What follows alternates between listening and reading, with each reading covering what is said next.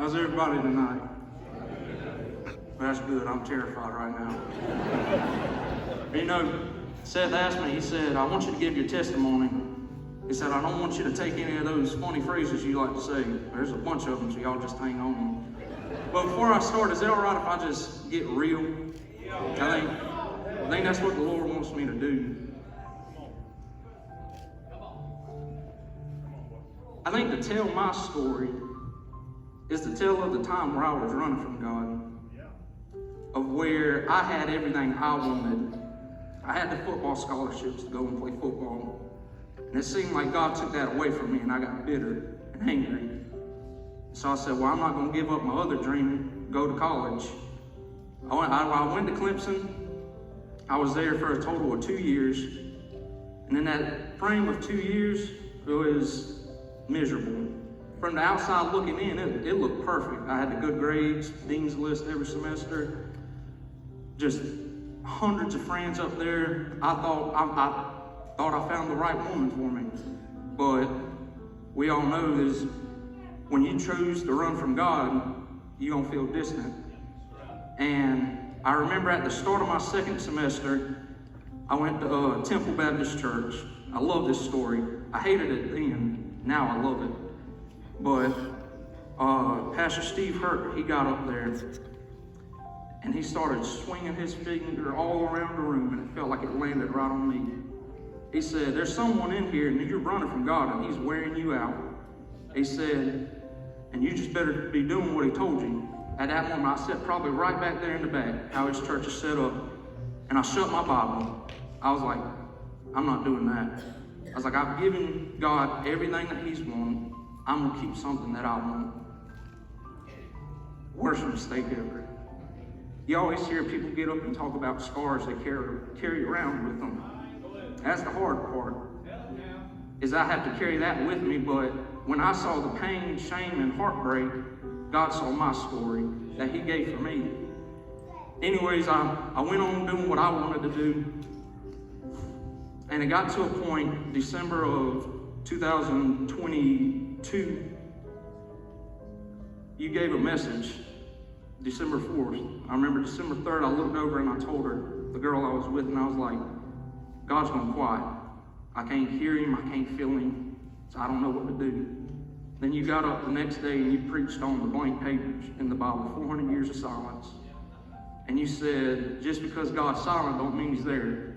At that time, I took it as this relationship's gonna work out, being stupid, still running from God. I remember getting to probably my all-time low. Everybody, you ever hear when people talk about, I've lost myself? Every time I talk to my mom, she's like, Jeb, what's wrong? I said, Mom, nothing. I'm the same old little Jeb. I said, no, you're not. She said, I lost my Jeb. You don't sound like him.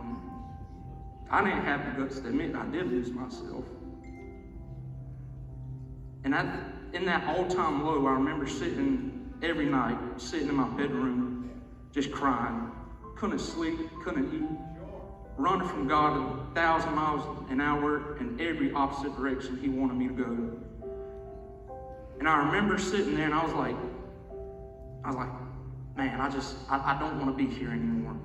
I can't do it. Life shouldn't be this hard. And in that next couple months of time frame, I remember just conviction so bad, terrible.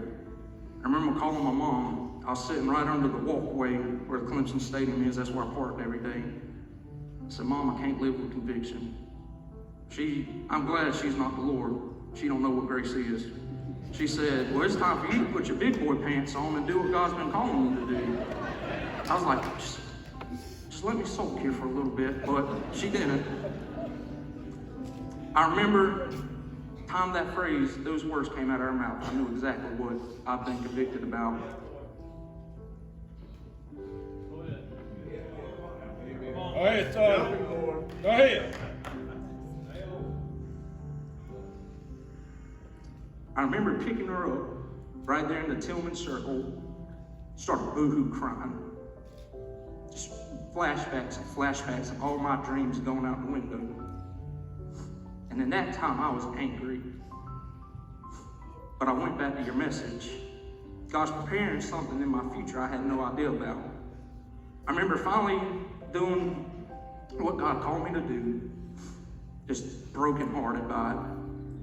Broke up the day that I went in to go into work, terrible. But God has a funny way of sending comfort. I wish I could take you all to the spot where it happened. But at Clemson softball field, I was sitting back there parking the car. I saw this old little red Ford Ranger pull in. This little old man, he got up. We started talking a little bit. And he went on his way.